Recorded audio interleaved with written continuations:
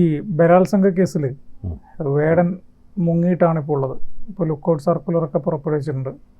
18-ാം തീയതിയാണ് വേടൻ്റെ ജാമ്യ ഹർജി ഹൈക്കോടതി പരിഗണിക്കുന്നത്. സ്വാഭാവികമായിട്ടും 18-ാം തീയതി വരെ വേടൻ മുങ്ങാൻ തന്നെയാണ് സാധ്യത അല്ലേ? തീർച്ചയായിട്ടും ഈ വേടൻ ലുക്കൗട്ട് നോട്ടീസ് വേടനെതിരെ ചുമത്തിയിട്ടുണ്ട്. അതായത് കേസിൽ ഉൾപ്പെട്ട വേടനെ അറസ്റ്റ് ഒഴിവാക്കുന്നതിനായി വേടൻ ഒളിവിലാണ് ഇപ്പോൾ ഉള്ളത്. വിദേശത്തേക്ക് കടക്കാൻ സാധ്യതയുണ്ട് എന്ന രീതിയിലുള്ള വാർത്തകളും പുറത്തു വരുന്നുണ്ട്. അതായത് കേസിൽ ഉൾപ്പെട്ട വേടൻ അറസ്റ്റ് ഒഴിവാക്കുന്നതിനായിട്ടാണ് ഇത്തരത്തിൽ വിദേശത്ത് കടക്കാനൊരു ശ്രമം നടത്തുന്നതായി വാർത്തകൾ വരുന്നത്. അതുകൊണ്ട് തന്നെയാണ് ഈ ലുക്കൗട്ട് നോട്ടീസ് പുറപ്പെടുവിച്ചത്. കാരണം വിമാനത്താവളത്തിലെത്തുമ്പോൾ അത്തരത്തിൽ പിടിക്കാൻ വേണ്ടിയിട്ടൊക്കെയാണ് അത് ചെയ്യുന്നത്. അപ്പോൾ വിമാനത്താവളം വഴി വേടൻ യാത്ര ചെയ്യാൻ ശ്രമിച്ചാൽ കസ്റ്റഡിയിലെടുക്കാനാകുമല്ലോ. സ്വാഭാവികമായിട്ടും ലുക്കൗട്ട് നോട്ടീസ് പുറപ്പെടുവിച്ചാൽ പിന്നീട് അവിടെ ചെല്ലുമ്പോൾ സ്വാഭാവികമായിട്ട് പിടി വീഴും. വേടൻ ഒളിവിൽ പോയതോടെ സംഗീത പരിപാടികളെല്ലാം മാറ്റിവെച്ചിട്ടുണ്ട്. കഴിഞ്ഞ ദിവസം കൊച്ചി ബോൾഗാട്ടി പാലസിലെ ഓളം ലൈവ് എന്ന സംഗീത പരിപാടിയും മാറ്റിവെച്ചിരുന്നു. പരിപാടിക്ക് എത്തിയാൽ അറസ്റ്റ് ചെയ്യാനായിരുന്നു പോലീസിൻ്റെ തീരുമാനം. ഈ പരിപാടി മറ്റൊരു ദിവസം നടത്തുമെന്നും സംഘാടകർ അറിയിച്ചിട്ടുണ്ട്.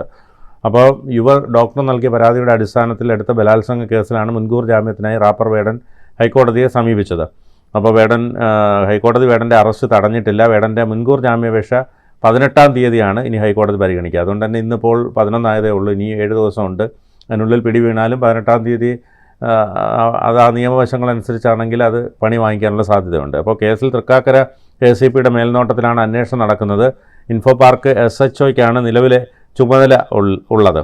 അപ്പോൾ കിളിമാനൂരിലെ പിള്ളേർ ചോദിച്ച ചോദ്യം ഇന്ന് പോലീസും ചോദിക്കുകയാണ്. അപ്പോൾ ഈ പറഞ്ഞതുപോലെ ക്രൂരമായി ബലാത്സംഗം ചെയ്തത് കേരളത്തിൻ്റെ മാതൃകയെന്ന് പറയാൻ കഴിയുമോ എന്ന രീതിയിലാണ് അന്ന് ഈ ഇത്തരത്തിൽ കിളിമാനൂരിലെ പിള്ളേർ ചോദിച്ചെന്നുള്ള രീതിയിൽ വന്നത്. അപ്പോൾ ലൈംഗിക പീഡന പരാതിക്ക് പിന്നാലെ റാപ്പർ വേടനും പരാതിക്കാരിയായ യുവ ഡോക്ടറും തമ്മിലുള്ള സാമ്പത്തിക ഇടപാടുകളും പോലീസ് സ്ഥിരീകരിക്കുന്നുണ്ട്. അപ്പോൾ വേടനെക്കുറിച്ച് ഒരു വിവരമില്ല. അപ്പോൾ ഇവർ തമ്മിൽ ഇത്തരത്തിലുള്ള ബന്ധം മാത്രമല്ല സാമ്പത്തിക ഇടപാടുകളും ഉണ്ടെന്നാണ് പറയുന്നത്. അപ്പോൾ കേസ് വേറെ തരത്തിൽ കൂടി മാറാനുള്ള സാധ്യതയുണ്ട്. അവർ കൊടുത്ത പരാതിയിൽ അത് പറഞ്ഞിട്ടുണ്ട്, സാമ്പത്തികം വാങ്ങിച്ചിരുന്നു എന്നുള്ളത് പറഞ്ഞിട്ടുണ്ട്. അതെ, അപ്പോൾ അതിൻ്റെ വിശദാംശങ്ങളും അവർ കൊടുത്തിരുന്നു. അപ്പോൾ അത് ക്രോസ് ചെക്ക് ചെയ്ത് വെരിഫൈ ചെയ്തപ്പോഴാണ് അത് പോലീസ് സ്ഥിരീകരിച്ചെന്ന് മനസ്സിലാക്കാം. അപ്പോൾ ഇത് സാമ്പത്തിക ഇടപാടുകൾ പോലീസ് സ്ഥിരീകരിക്കുമ്പോൾ വേടനെക്കുറിച്ച് പോലീസിനൊരു വിവരവുമില്ല. ഹൈക്കോടതിയിൽ നിന്ന് മുൻകൂർ ജാമ്യം കിട്ടിയില്ലെങ്കിൽ വേടൻ കീഴടങ്ങുമെന്ന സന്ദേശം പോലീസിന് കിട്ടിയിട്ടുണ്ട്.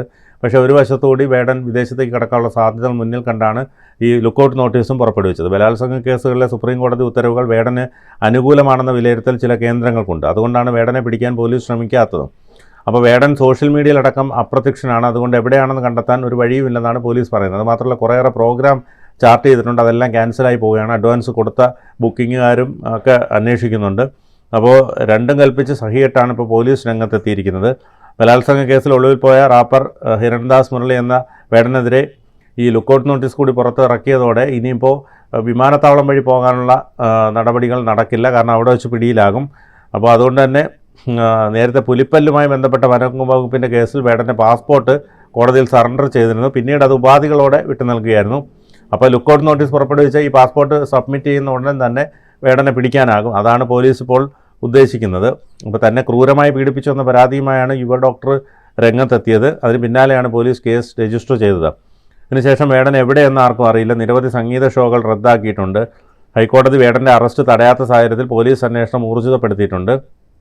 അപ്പോൾ വേടൻ്റെ മുൻകൂർ ജാമ്യം ഈ പറഞ്ഞ പോലെ 18-ാം തീയതി പരിഗണിക്കുകയാണെങ്കിൽ ഇനിയും ദിവസങ്ങൾ മുങ്ങി നടക്കേണ്ടി വരും സ്വാഭാവികമായിട്ടും. അപ്പോൾ ഇതിന് മുമ്പേ പിടികൂടി കഴിഞ്ഞാൽ പോലീസിന് അതിൽ നിന്ന് രക്ഷ നേടാൻ കഴിയും. അതേസമയം കോട്ടയം സ്വദേശിനിയായ യുവ ഡോക്ടറായിരുന്നു വേടനെതിരെ ഈ പരാതിയുമായി രംഗത്ത് വന്നത്. ഇതുമായി ബന്ധപ്പെട്ട് സോഷ്യൽ മീഡിയയിലടക്കം വേടനെതിരെ ഈ വേടൻ്റെ ക്രൂരമായ ലൈംഗിക പീഡനം അടക്കം പുറത്തു വന്നത്.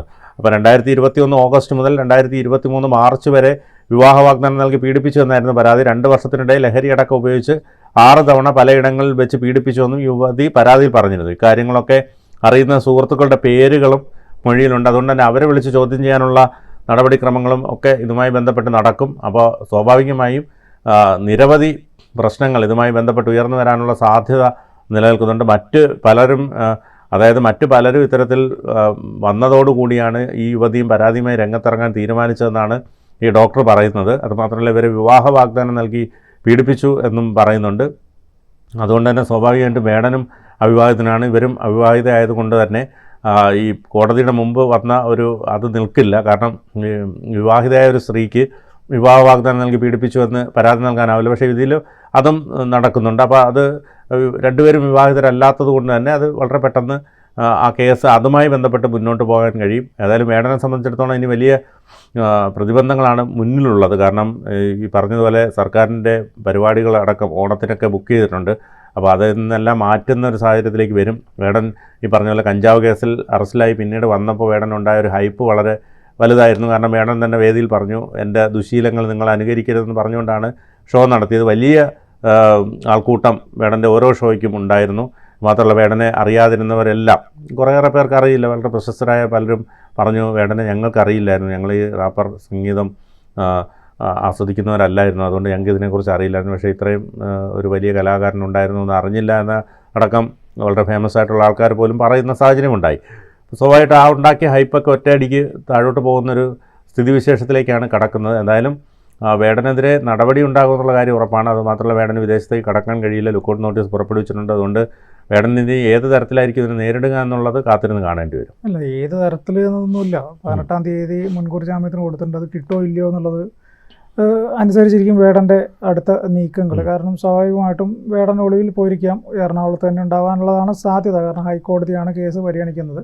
അപ്പോൾ ഈ ഒരു സാഹചര്യത്തിൽ വേടൻ ഇവിടെ നിന്ന് മുങ്ങിയാലും ഈ പറഞ്ഞ പോലെ വിദേശത്തേക്ക് കടക്കാൻ വേടന് സാധിക്കില്ല. ലുക്കൗട്ട്സ് നോട്ടീസ് പുറപ്പെടുവിച്ചതുകൊണ്ട് പാസ്പോർട്ട് എവിടെ കൊണ്ടുപോയി ഏത് എയർപോർട്ടിൽ സബ്മിറ്റ് ചെയ്ത് കഴിഞ്ഞാലും ഉറപ്പായിട്ടും ആ എയർപോർട്ടിൽ നിന്ന് അപ്പോൾ തന്നെ അറസ്റ്റ് ചെയ്യാനുള്ള സംവിധാനം ഉണ്ടാവും. അപ്പോൾ ഈ ഒരു സാഹചര്യത്തിൽ വേടനെ വിദേശത്തേക്ക് കടക്കുക എന്നത് സാധ്യമല്ല. അതുകൊണ്ട് തന്നെ കേരളത്തിലോ അല്ലെങ്കിൽ മറ്റ് എവിടെയെങ്കിലും വേടൻ്റെ സുഹൃത്തുക്കളുടെ അടുത്ത് എവിടെയെങ്കിലും ഒക്കെ ആയിട്ട് വേടൻ ഒളിച്ചിരിക്കാനാണ് സാധ്യത. വേടനെ പോലുള്ള ഒരു പ്രശസ്തരായ ഒരാൾക്ക് അത്ര പരിചിതമായ സ്ഥലങ്ങളിൽ പോയിട്ട് ഒളിക്കാൻ പറ്റില്ല എന്നുള്ളതൊരു വിഷയം കൂടിയുണ്ട്. അപ്പം മുൻപ് ഇതുപോലെ തന്നെ പല കേസുകളിലും പലരും ഇത്തരത്തിൽ ഒളിവിൽ പോയി മുൻകൂർ ജാമ്യം തള്ളുകയോ അല്ലെങ്കിൽ മുൻകൂർ ജാമ്യം ലഭിക്കുകയോ ചെയ്തതിന് ശേഷം മാത്രമാണ് ഇവരെല്ലാം വരുന്നത്. കാരണം ജയിലിൽ കിടക്കുക എന്നൊരു ഇത് ഒഴിവാക്കാൻ വേണ്ടിയാണ് ഇവരെല്ലാം ഇങ്ങനെ ചെയ്യുന്നത്. പക്ഷേ ഈ കേസിൽ ഒരു സ്ത്രീ ബലാത്സംഗ കേസാണ് വേടനെതിരെ കൊടുത്തിരിക്കുന്നത്. മുൻപുണ്ടായിരുന്ന കഞ്ചാവ് കേസോ അല്ലെങ്കിൽ പുലിപ്പല്ല് കേസോ ഒക്കെ അതുപോലുള്ളൊരു കേസുകളല്ല. നേരത്തെ പുലിപ്പല്ല് കേസിലും കഞ്ചാവ് കേസിലും ഒക്കെ വേടനെ അറസ്റ്റ് ചെയ്ത സമയത്ത് അതൊരു പ്രതികാര നടപടിയാണ് എന്ന രീതിയിലാണ് ആളുകൾ അതിനെ ചിത്രീകരിച്ചത്, ആളുകൾ സ്വീകരിച്ചതും മനസ്സിലാക്കിയതും ഒക്കെ അങ്ങനെയാണ്. കാരണം കഞ്ചാവ് കേസ് ഓക്കെ, വേടൻ്റെ സ്റ്റേഷൻ ജാമ്യം കിട്ടാവുന്ന കഞ്ചാവ് മാത്രമേ ഉള്ളൂ എന്നുള്ളത് കൊണ്ട് സ്റ്റേഷൻ ജാമ്യം കൊടുക്കുന്നു. അതേ നിമിഷം തന്നെ പുലിപ്പല്ല് കേസിൽ അറസ്റ്റ് ചെയ്യുമ്പോൾ ആളുകളുടെ ചോദ്യം അത് വേടനായതുകൊണ്ടാണ്, ഒരു എന്താ പറയുക, ഒരു താഴ്ന്ന ജാതിക്കാരനായതുകൊണ്ടാണ് അങ്ങനെ ചെയ്യുന്നത് എന്നാണ് പൊതുവെ സംസാരിച്ചിരുന്നത്. എന്തുകൊണ്ട് സുരേഷ് ഗോപിയെ ചോദ്യം ചെയ്യുന്നില്ല, എന്തുകൊണ്ട് മുകേഷ് നായരുടെ കഴുത്തിലുള്ള പുലിപ്പല്ലിനെ കുറിച്ചോ പുലിനകത്തെക്കുറിച്ചോ ഒന്നും ആരും ചോദ്യം ചോദിക്കുന്നില്ല എന്നുള്ള കാര്യങ്ങളൊക്കെ ആ സമയത്ത് വലിയ തോതിൽ ചർച്ചയായ ഒരു കാര്യമാണ്. അതുകൊണ്ടാണ് പിന്നീട് ആ കേസിൽ നിന്ന് ഇറങ്ങിയതിന് ശേഷം വേടൻ ഇത്ര വലിയ ഹൈപ്പ് കിട്ടാനുണ്ടായ കാരണം. പക്ഷേ ആ കേസുമായിട്ടൊന്നും ഒരിക്കലും തട്ടിച്ച് നോക്കാൻ പറ്റാത്തൊരു കേസാണിത്, താരതമ്യം ചെയ്യാൻ പറ്റാത്തൊരു കേസാണ്, ബലാത്സംഗ കേസാണ്. ഇതിൽ എന്തായാലും പോലീസ് കൃത്യമായിട്ട് അന്വേഷിക്കും എന്ന് നമുക്ക് കരുതാം. കാരണം അന്വേഷിക്കാതെ മുന്നോട്ട് പോകാൻ സാധിക്കില്ല, ഒരു സ്ത്രീ കൊടുത്തൊരു പരാതിയാണല്ലോ. അപ്പോൾ പോലീസ് അന്വേഷണം നടക്കട്ടെ, വരും ദിവസം ഇതിലെന്താവും എന്നുള്ളത് നമുക്ക് കാത്തിരുന്ന് കാണാം. കൂടുതൽ വാർത്തകളും വിശേഷങ്ങളും നിങ്ങളിലേക്ക് എത്താൻ ABC മലയാളം സബ്സ്ക്രൈബ് ചെയ്യുക, ബെൽ ബട്ടണും അമർത്തുക.